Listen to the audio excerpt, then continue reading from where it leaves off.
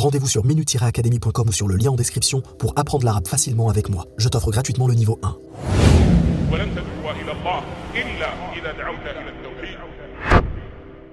Et si je te disais que 7 objets au-dessus de ta cheminée, 7 objets sous ton évier, sur ton bureau ou dans ton salon sont totalement interdits religieusement? Tu vas me dire, oui mais mon intention n'est pas d'être dans le haram, c'est juste de la décoration, du stockage ou un cadeau. Eh bien malgré tout, ces objets restent haram et plus que cela, ils peuvent te nuire au quotidien.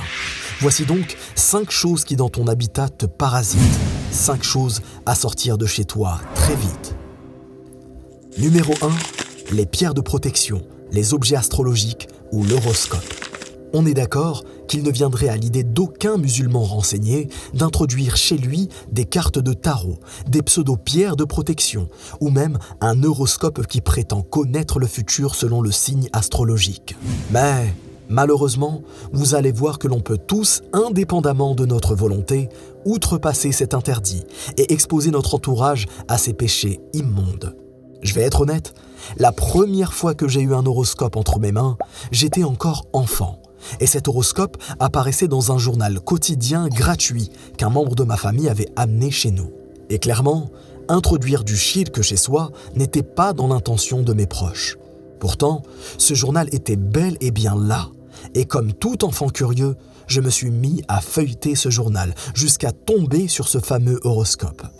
À cet âge-là, si personne n'est présent pour t'expliquer que l'horoscope fait partie des pires dangers et des pires péchés en islam, tu tombes dans ce piège horrible et tu peux même y devenir dépendant. Ainsi, nombreux sont ceux qui, sans même faire attention, font pénétrer chez eux des objets, des journaux ou même des médias contenant ce type d'immondices.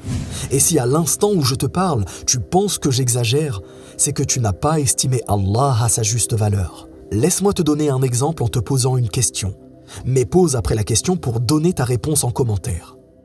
Qu'est-ce qui est pire ? Faire entrer chez soi un magazine érotique interdit aux moins de 18 ans ou faire entrer chez soi un magazine d'horoscope ? Si ta réponse est un magazine érotique interdit aux moins de 18 ans, il est alors urgent que tu prennes conscience que ta connaissance du tawhid est défaillante. Bien sûr qu'il est extrêmement grave de lire ou partager des magazines dans lesquels se trouve perversité, dénigrement de la femme et luxure. Mais tous les péchés ne se valent pas. Oui, la perversité fait partie des pires péchés, mais ce n'est pas le pire des péchés, non. Car sache que le droit d'Allah est supérieur au droit de qui que ce soit ou quoi que ce soit d'autre. Le tawhid est la chose la plus importante que tout musulman se doit de connaître et maîtriser. Et en conséquence, le pire des péchés est le shirk, l'association, le fait de donner un associé à Allah dans les actes qui lui reviennent à lui seul. Et justement, l'horoscope est une perversité, un dénigrement et un acte d'association qu'Allah a interdit à tous ses serviteurs. Car celui qui se met à le lire et à y croire se met à avoir la conviction qu'un autre qu'Allah connaît l'invisible. Et ceci fait partie des noms et des attributs d'Allah que lui seul détient. Le prophète, sallallahu alayhi wa sallam, nous a informé « Quiconque utilise l'astrologie se sert en fait des branches de la sorcellerie. Plus il s'en sert et plus il s'enfonce dans la sorcellerie. » Numéro 2, les idoles et les statues. Qui n'a jamais eu à la maison un bibelot, un souvenir apporté par un proche ou une statuette aussi futile soit-elle ? Si d'apparence, ces statuettes n'ont pour objectif que d'embellir un intérieur, elles ne font en réalité que d'enlaidir ton cœur. Je suis d'accord, la majorité des musulmans qui ont ce genre de statuettes n'y apportent pas de croyances particulières. Mais là n'est pas le mal. Le mal, c'est tout d'abord qu'il n'est pas permis de détenir chez soi ce type d'objet. Muslim a rapporté qu'un compagnon avait dit au prophète sallallahu alayhi wa sallam « Quelle est la teneur de ton message ?» Il dit « Je suis chargé d'enseigner l'entretien des liens de parenté, de détruire les idoles et de prêcher l'unicité absolue d'Allah, at-Tawhid, qui n'a point d'associé. » Maintenant, demandons-nous pourquoi se débarrasser de ces statues si les musulmans d'entre nous n'y accordons pas d'importance. Eh bien, c'est assez simple à comprendre en réalité. Vous ne le savez peut-être pas, mais le musulman n'a qu'une seule façon de ne pas être en perdition sur cette terre. Comment ? En recherchant la science, en la mettant en pratique, en appelant à cette science et en patientant ainsi jusqu'à la mort, conformément à la parole d'Allah dans la sourate Al-Asr. On est d'accord. Eh bien, si tel est l'objectif du musulman, imagine-toi un jour recevoir chez toi des proches qui ne sont pas musulmans, ou même un technicien pour ta chaudière, ta plomberie ou Internet. Cet homme, non musulman, qui va rentrer chez toi, va tomber sur cette statuette. Et lui ne sait pas comment tu l'as eue et quelle est ta croyance. S'il s'agit par exemple d'une statuette de Bouddha, très à la mode en ce moment, certaines personnes ont pour habitude de frotter le ventre rond de Bouddha pour avoir de la richesse. Eh bien, ce technicien se dira « Ah, les musulmans aussi vouent un culte à Bouddha ?» Pire encore, imagine-toi s'il s'agit d'un musulman qui vient juste de se convertir et qui ne connaît que très peu la religion. Il se dira « Ah, on a le droit de faire ça ? Alors moi aussi je vais le faire par mimétisme. » Tu auras alors indirectement participé et été une cause à cet égarement par négligence. Alors, fais ce qu'il faut pour que ce genre de situation ne soit pas un argument contre toi le jour de la résurrection. Numéro 3, l'œil, la main de Fatma, le fer à cheval ou toute autre amulette. Là, je vais en toucher plus d'un. Je vais toucher la fierté et les coutumes de certains d'entre vous. Bon, oui, on tient tous à nos papas et à nos mamans. On tient tous à nos grands-mères et à nos grands-pères. On tient tous à nos anciens et c'est tout à fait normal. Mais si on tenait réellement à eux, on ferait tout ce qui est en notre pouvoir pour leur éviter le châtiment du feu. Alors, combien d'entre nous visitent leurs parents, leurs grands-parents ou leurs familles et constatent la présence d'amulettes, d'œils, de mains de Fatma accrochées sur les murs, dans les cuisines ou à l'intérieur des maisons. Et pourtant, personne ne dit rien, par peur d'être rejeté, par peur d'être taxé d'extrémiste ou simplement par peur d'être violenté. Mon frère, ma sœur, oui, il est vrai qu'on ne fait pas le rappel n'importe comment. Cependant, ce rappel n'est pas facultatif si tu en as la capacité. Tu te dois d'appeler au bien et condamner le blâmable. Tout ceci en respectant les conditions du rappel, à savoir rappeler avec sincérité, avec science, avec sagesse, en connaissant la situation de la personne et en patientant avec cette personne. Avec sincérité, c'est-à-dire le fait de le faire en ne recherchant à travers cela que la satisfaction d'Allah et non pas la réputation et l'orgueil religieux. Avec science, c'est-à-dire avoir la science de ce que tu dis et non pas en inventant des preuves religieuses qui n'existent pas.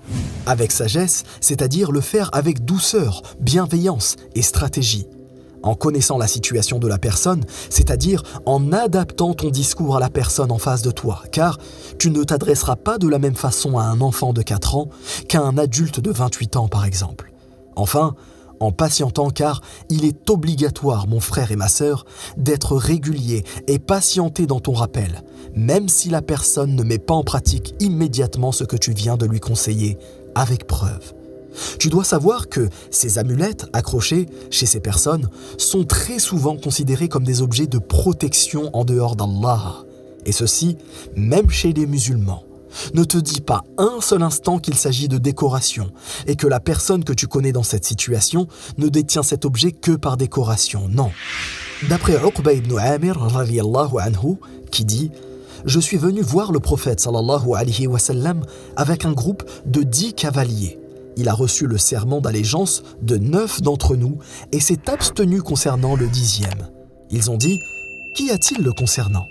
Le prophète sallallahu alayhi wa sallam a dit « Il y a certes sur son poignet un talisman. » L'homme coupa le talisman et alors le prophète sallallahu alayhi wa sallam a reçu son serment d'allégeance. Puis il a dit « Celui qui accroche une amulette a certes commis de l'association, du shirk. » Numéro 4, les tableaux et dessins sur les murs. Là, on a affaire à une situation hyper courante et que malheureusement beaucoup de personnes négligent. Mettre des tableaux au mur ou des représentations est une chose qui n'est pas acceptée dans notre religion, au point où les anges ne rentrent pas dans les demeures de ceux qui en possèdent. Et vous savez quoi ? Ne comprendra la gravité de cet acte que celui qui sait quelle est l'importance des anges dans notre vie. S'ils viennent chez toi et sont présents, ce n'est pas pour rien. Ils ont la capacité de faire des choses qui dépassent largement notre imagination. Par exemple, les anges peuvent être amenés à observer tes actes de bien, puis les rapporter auprès d'Allah. Imagine-toi, des anges qui parlent de toi en bien à Allah. Subhanallah, quel bienfait énorme! Ils sont aussi envoyés par Allah pour te protéger dans certaines situations. Comment donc est-il possible d'imaginer un seul instant que l'on puisse se passer de cet avantage et favoriser des décorations avec des représentations juste pour la beauté et le style? Le prophète sallallahu alayhi wa sallam a dit « Les anges n'entrent pas dans une demeure qui abrite une image ». Enfin, numéro 5, alcool, drogue ou toute autre chose haram. Là encore une fois, certains pourraient être touchés de ce qui va suivre. Tu dois savoir, mon frère, que tu ne dois pas avoir chez toi de l'alcool. Pourquoi ? Car il est interdit de participer de près ou de loin à la chaîne de consommation de l'alcool, et particulièrement dans le fait de les transporter. Sois honnête. Si tu les stockes chez toi, c'est que tu comptes en faire quelque chose. Soit les vendre, soit en consommer, soit en fournir à quelqu'un, et ceci est totalement interdit.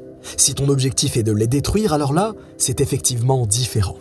D'après Ibn Omar, radiyallahu anhu, le prophète sallallahu alayhi wa sallam a dit « Allah maudit les boissons alcoolisées, celui qui les boit, celui qui les cueille, celui qui les vend, celui qui les achète, celui qui les presse, celui pour qui on les presse, celui pour qui on presse, celui qui les porte et celui pour qui on les porte. » Subhanallah. En partant de ce hadith, il est considéré que tout autre produit ou objet entrant dans une consommation interdite possède alors les mêmes interdictions que l'alcool. Par exemple, la drogue, les psychotropes ou toute autre chose interdite dans notre religion, comme la cigarette ou toute autre chose menant la santé du croyant à sa propre perdition. Conclusion, mon frère, ma sœur, je sais qu'il n'est pas forcément facile de mettre en application tout ce que je viens d'évoquer dans cette vidéo. Mais sache une chose, Allah est témoin des difficultés que tu surmontes et tu seras récompensé pour tes efforts, sois-en convaincu. Partage cette vidéo et cette chaîne à tes proches sera déjà un bon début pour le fait de condamner le blâmable et d'appeler au bien. Dis-moi en commentaire si toi aussi tu avais l'un de ces objets à la maison. Dis-moi si tu as réussi à conseiller tes proches afin de leur éviter de se retrouver dans une situation difficile. J'espère que tu as aimé cette vidéo. Si tel est le cas, soutiens cette chaîne en likant, en t'abonnant et en partageant cette vidéo autour de toi. Si tu ne le sais pas encore, ma formation en langue arabe est disponible et le niveau 1 est gratuit. Clique sur le lien en description pour plus d'informations. Je te dis à très bientôt, Inch'Allah. Wallahu a'lam. بارك الله فيكم والسلام عليكم ورحمة الله